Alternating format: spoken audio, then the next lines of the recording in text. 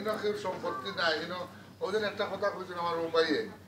আমরা দেশের ইজ্জতটা রাখতাম কারণ যেটা কইছ আমরা ও দেশে আছি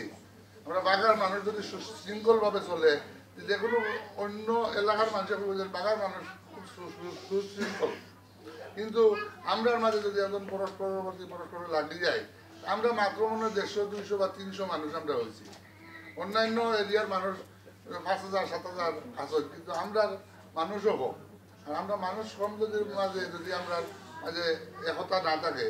আমরা এই সমিতি বা এটা চালাইয়া দেওয়া খুব কষ্টকর হইব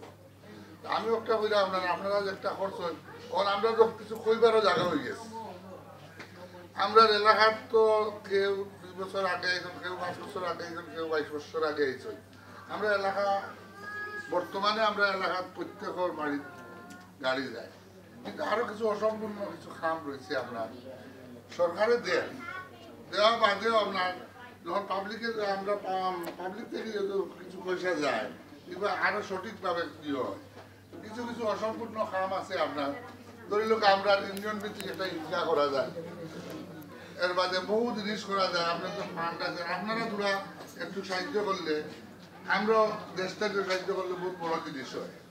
আবার রাস্তার কথা বলছো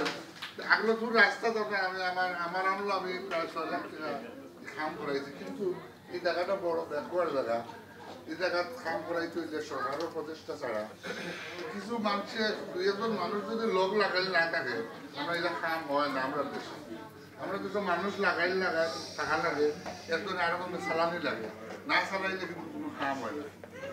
তো আমি আজকে আপনার আমাদের দরকার লাগছে আপনার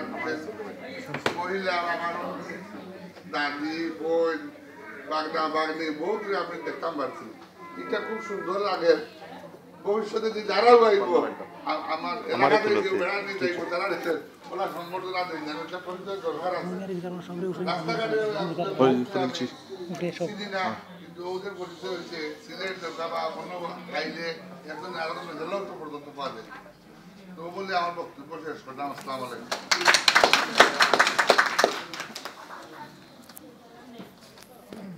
ধন্যবাদ আজকের অনুষ্ঠানের প্রধান অতিথি এবং সংগঠন জনাব রহমুকে ইনশাআল্লাহ আমাদের এই সংগঠনের পক্ষ থেকে আমরা সর্বাত্মক সহযোগিতা করব বাগান উন্নয়নের জন্য এবং আপনাদের যারা বাংলাদেশে আছেন তাদেরও সহযোগিতা আমরা কামনা করছি সুরিমণ্ডলী আজকে সবার সভাপতি বক্তব্যের পরে আমাদের সবার সমাপ্তি করা হবে এবং সভা শেষে আপনারা সবাই আজকে চলে যাবেন এখানে